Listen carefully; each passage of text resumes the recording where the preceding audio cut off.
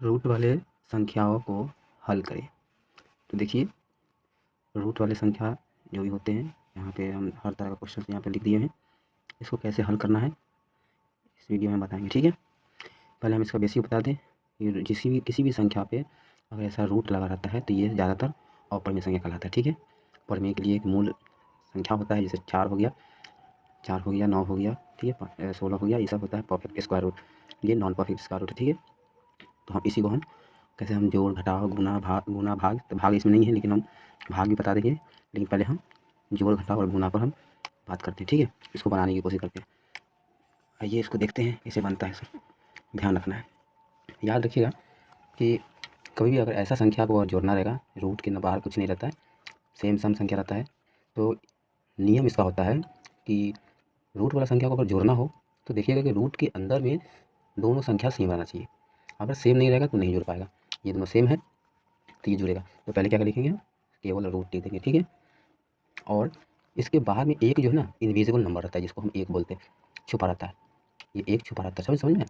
और कोई भी रूट के बाहर कोई संख्या नहीं रहा, समझ लीजिए एक छुपा हुआ है। तो एक और एक जोड़ेंगे तो यहाँ पे 2 हो जाएगा। जैसे अगर रूट 2 है और रूट 3 रहता तो भी हम 2 ही लिखते, लेकिन रूट के अंदर में जो संख्या वही लिखते, ठीक है। रूट 5 रहता है, रूट 5 को जोड़ेंगे तो 2 रूट 5 होगा, रूट 3 को जोड़ेंगे तो 2 रूट 3 होगा, ओके। तो ये होता है। उसी तरह से ये भी है, तो इसमें भी एक छुपा हुआ है यहाँ पे। अब देखिए, एक एक को घटाएंगे तो 0 होगा, 0 को रूट 2 से भाग करते गुना करेंगे तो क्या होगा, 0 होगा और रूट 2, ओके। तो ये इसका मान हो गया, लेकिन ये पूरा नहीं हुआ। इसको सॉल्व करेंगे तो हमारा आंसर 0 आता है, यानी कि कभी भी सेम संख्या को घटाएंगे रूट वाला तो 0 आता है, ठीक है। याद रखिएगा। अब यहाँ पे है ये वाला, तो 2√3 प्लस √3, ये सेम है रूट के अंदर में। बाहर में यहाँ पहला वाला में 2 दिया है, यहाँ पे 1 दिया हुआ, छुपा रहता है। तो 1 और 2 3, भाई दोनों में से कोई उतार देते हैं, √3। ये आपका राइट आंसर हो गया, ठीक है। वैसा ही ये भी है, 4 और 1 5, ये √2, ये आपका आंसर हो गया। ये भी है, लेकिन इसमें क्या है, संख्या है, रूट भी है, जात नहीं है रूट का। इस समय रूट का जात था तो जुड़ गया, घट गया, लेकिन इसमें जात नहीं है तो ये ज्यों का त्यों लिखा जाएगा। इसमें भी नहीं है रूट का जात और ज्यों का त्यों।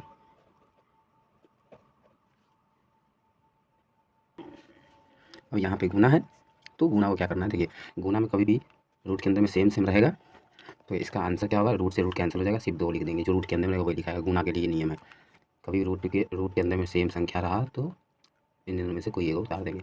इसका हम इस निष्कर्ष बताते हैं कि बनाने का तरीका, यानी √2 को √2 से गुना करेंगे तो क्या होगा, √4। ये √, जो 4 है ये एक परफेक्ट स्क्वायर रूट है, इसका वर्गमूल ये 2 हो जाता है, ठीक है। तो आप समझ सकते हैं, इसलिए हम बोले सिर्फ 2 लिखाएगा। अब यहाँ पे ये हो गया, इसमें तो भाई जात नहीं है, इसमें रूट नहीं है, इसमें रूट है, तो क्या करेंगे, इसको गुना करने की ज़रूरत है।